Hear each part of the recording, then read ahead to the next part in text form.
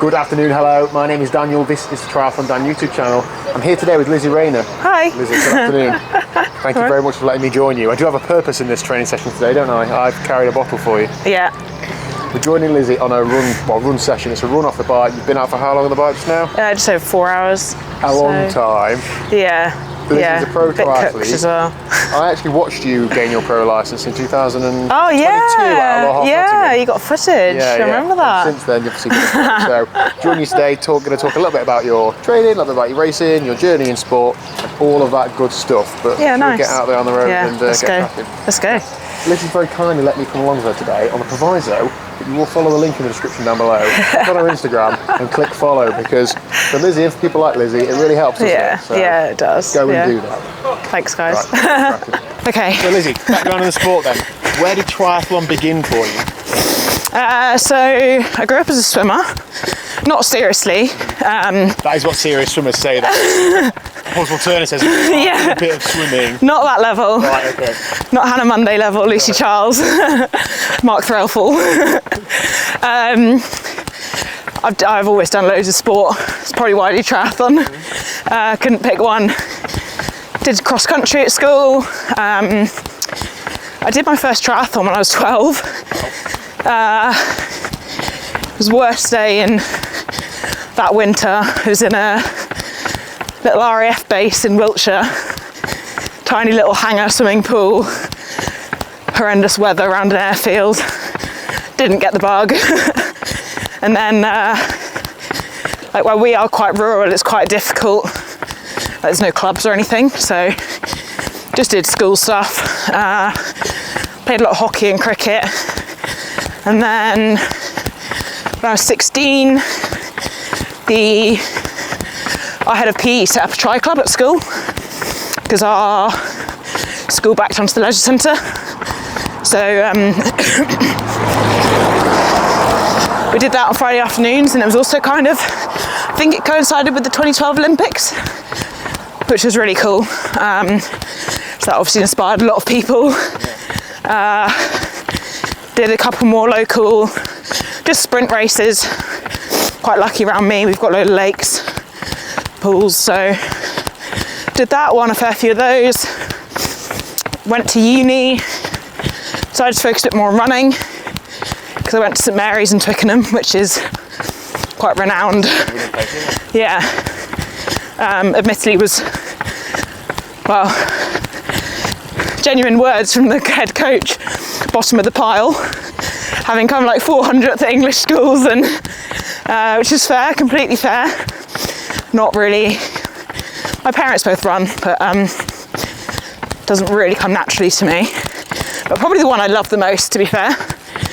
Anyway, got quite good while I was there. But also, due to the nature of the training, I spent quite a lot of time injured. So, did a lot of cross training, a lot of run sessions on the watt bike, swimming with Teddington Masters. They're a really good, like, national level masters club. So that was always been swimming. And then just thought, oh look, I'm doing all three separately. Let's pick up triathlon again. So I was coached by a friend of mine for a little bit, who's now training with Sam Laidlow, which is quite cool. And then left uni in 2019 and started being coached by Harry Palmer. Never heard of him, so. Nah, he's pretty, local lad. Pretty low key. Was he a pro then, or age group then? He was a pro first time around? Was it like 2019, yeah, I think he might have been. Was that like a step up in terms of like how seriously you were taking it then? I guess so, but I didn't ever really think seriously that I could be a pro. I didn't ever go to Harry and be like, I want to be a pro, that's my goal. And then we obviously had lockdown the year after, and I was furloughed, so I was training a bit more, trying to figure it all out. And then, yeah, I guess we didn't really have any racing around for good few years while I was coached by Harry. And then my first middle distance race was Outlaw Half Knots in 22. You were there? Debut, yeah. So yeah. Yeah. You won, and it was a close battle as well, wasn't it? Yeah. So I came in thinking, oh, maybe a top 5. I was working in Spain at the time for a pro cycling team. Didn't have huge amounts of time to train. Had 3-4 days in the week in Girona, and then we'd be away racing like every single weekend. And it's a savage lifestyle. Physio for the team then? Yeah, physiotherapist, mum, carer, chef, like everything. I did actually quit. Well, so let's go back a bit. I did that from January. Did Outlaw Half in the May. Yeah, so went into it with very low expectations. Hadn't really ridden I got a TT bike off Facebook Marketplace the year before, just over £2,000. Hadn't ridden it. Rode it once the week before Outlaw Nottingham for the half. Yeah, turned up and won, it was quite a, basically came down to a running race between me and Hannah Monday. I did just get her. I think she says it's 12 seconds. Wow. So good time trial start as well, wasn't it? So it was, and such a rookie error. I'd forgotten my timing chip. Oh. It was with my mum and my boyfriend. So I got to the start, wanting to start at the front, and then I was like, oh. So I was running around, borrowing loads of people's phones to ring my mum. Didn't know Ryan's number. Sorry, Ryan. And then, so yeah, heart rate was super high. So probably started a good few minutes behind Hannah anyway. And then, yeah, just ran fairly well. And then I crossed the line, and because it was never my intention to get my pro license, but who's the lovely lady with the curly hair from Outlaw? Helen? Yeah, Helen. She's like, oh, you can get your pro license now. Yeah. Or you can apply for it. So I was like, oh, okay. Said maybe words a bit more explicit, but don't know how PG your channel is.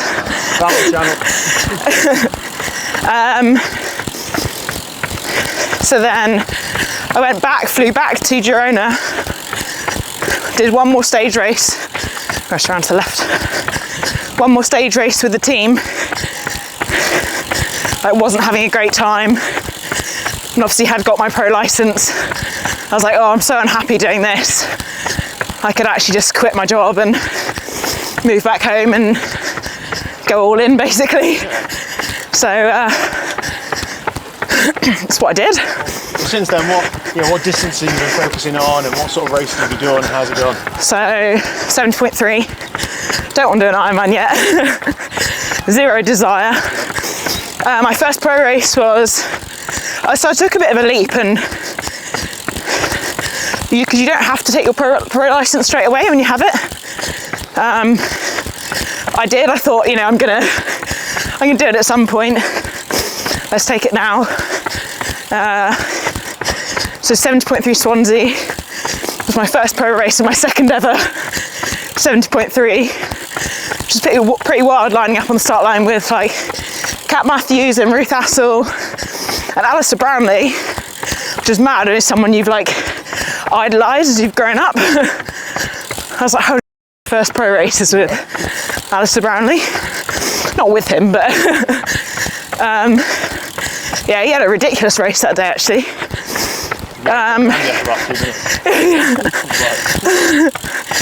And then came sick there, which was pretty cool. But obviously, they're not the best fields. But for a bit of confidence and a bit of proof that I really felt like I belonged, which is quite big. I think I was fully expecting quite a lot of imposter syndrome. And then I did 70.3 Cascais in Portugal was my second pro race. Came 11th, but it was only like 7 minutes separating first to 11th. So it's pretty mad. And then last year was, I'd say, quite my first full pro year. Bit of a not breakthrough maybe, but if it was a starting point, then it's a good starting point. I started the year at 180th in the world and ended it at 80th, or 81st maybe. Had my first podium at Challenge Wales behind Lucy Byram, and then I think I had like 5 or 6 top 5 results. 4th in Swansea by... You did quite a lot of racing, didn't you? It is 6. Yeah, 4th in Swansea by most that pro license. A couple of seconds. 4th in Challenge London. I was in the 2nd for most of the day, and then it's my first experience of a flat course, because I've always thought I'm not an athlete because I like climbing, good at climbing. So I didn't really have any experience with like taking on any nutrition on a flat course, which is so stupid. But I have like most of my carbs in a bottle behind my seat, and so where it's a flat course I just didn't have the opportunity, or like the cues of the hills, to sit up and drink. So basically just bonks hard. What does it feel like being a pro then? Does it feel like how you expected? Are you doing things that you wouldn't expect to do, or do you feel like... Do you know what? It just feels so natural.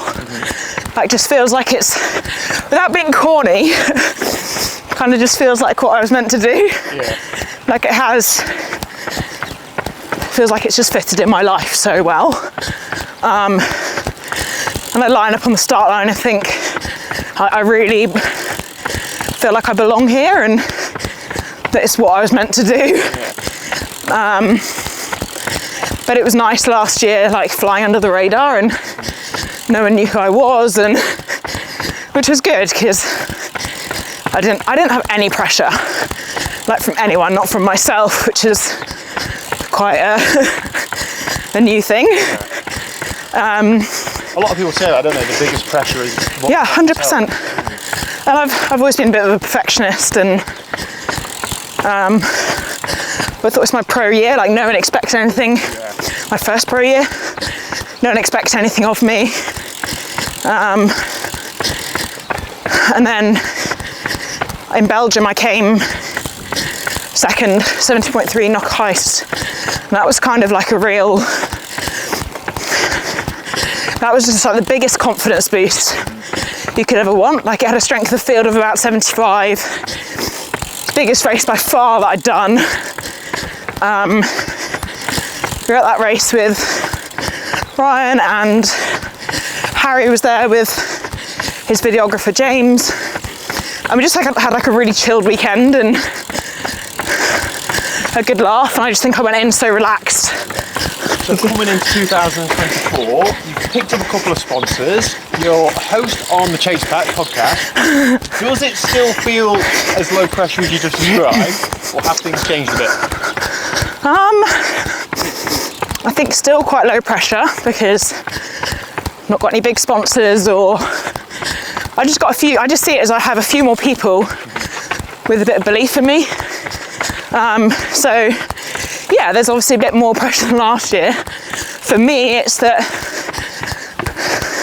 as long as I'm better than last year, like, it still doesn't matter.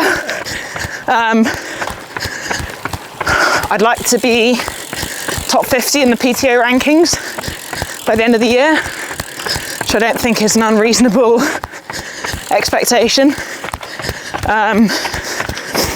It sounds really straightforward. You've been top 150, then 150, but what you're actually talking about is being one of the 50 best athletes in the world, isn't it? Yeah, and so to do that, like, I've decided to target some bigger races, like Pro Series in Europe, just because that's how you're going to move up. So is that what 2024 is what events you've got? Yeah, so doing 70.3 Valencia at the end of April, which is the first European 70.3 probably quite big. I know quite a lot of people doing it. Start list should be out soon actually, because they've closed the entries. Is that the Ironman Pro Series then? No. Yeah, right. And then Quite popular. Mallorca is the 11th of May, and that's the first European Pro Series race. And Mallorca's normally stacked anyway, isn't it? Yeah. Pro Series. So it's going to be huge. Yeah. I got my entry in, so even if they close it early, I'm in. Like, part of the reason we're out here, I've ridden the course, did a full recce of the course the other day, and I've obviously done the main climb like 4 times this trip alone, and the descent. So yeah, just targeting some bigger races, because I think like that's how I'll move up in the rankings, and I've proven that I can race on an international stage, like finishing 9 seconds behind Lucy Buckingham in Belgium. Yeah, that's not bad, is it? I ran 5 minutes into her off the bike. You're like, okay, I can do it, and then my training's just gone up a level. After my first pro race in Swansea, I started being coached by Mark Threlfall, the GTN guy. Yeah, yeah. The proper YouTuber. As most people know him as. And I just feel like we've just really gone all in. I obviously do work on the side. So my degree was sports rehab, but when I got my license and left working for Canyon SRAM, I was quite burnt out, so didn't really want to do rehab stuff anymore. So I now just work in the clinic, that physio clinic I worked at before, but like on the front desk. So 2-3 days a week I get to sit down for 6 hours and just use it as recovery time. Get to do some admin. I do their social media, which is fun, and it's just the best group of people. And I think it's my social life as well, which is so important. Like, I think even if down the line I was financially able to go full time, like, I think I'd probably still work there a day a week, just because they're all my friends, and I take my puppy with me. And then ending the year with, I got my world champ slot in Belgium for Taupo, so that's done really nice and early. So that's obviously, it's a long way away and financially a bit more challenging, but it's quite hard as a pro to get your slot. You obviously have to come top 2 in a race, so you can't turn that down. It's good for sponsors as well. They ask what races you're doing, and like, they normally expect you to include at least 1 championship. I did qualify for the Challenge Champs, but this year was also about doing races that I felt like I was going to love, like Mallorca, whereas Challenge Champs obviously just flat and doesn't light a fire inside of me. And with it only being 6 days after Mallorca, I thought I probably wouldn't, well, and financially probably couldn't make the 2 work. So just focusing on Worlds. But I think what gives me so much confidence, I just have so much consistency. Like, touch wood, I haven't been injured for, I think, over 2 years now. So my running is just been really consistent, nothing spectacular, like just ticking off 50-60 Ks a week. Training sport, or mostly training my own. Swim 5 days a week on my own, which is fine. Like, I can push myself, it's working, and can't justify driving like 45 minutes to Bath Uni to swim with a group there. Just not. I did it for a bit with the Masters squad, and that was only like 25-minute drive away. Oh yeah. A lot of time adds up, doesn't it? Yeah. I was getting home because you'd swim so hard for an hour and a half, and also it wouldn't be very tribo focused. It's like a lot of sprints. Yeah, I would think So I'd end up like asking to do my own sets and then swimming on my own anyway. I mean, the pool from me is like a 5-minute walk. Wiltshire Council give me free membership. It's like a no-brainer really. But I can be home in 15 minutes, finishing swim, having breakfast. It's like the easiest thing. I ride mostly on my own. On a Saturday I've started to ride with a group, which is good. It gets me out the door at 8 AM. My partner does triathlon, so you keep his head in several times a week.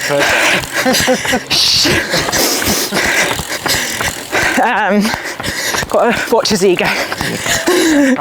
Got to look after him.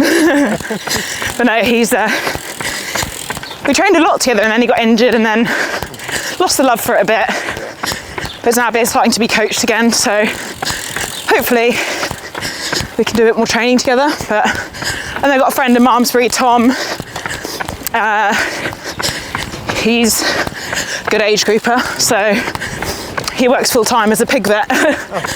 So when we can, we train together on the weekends.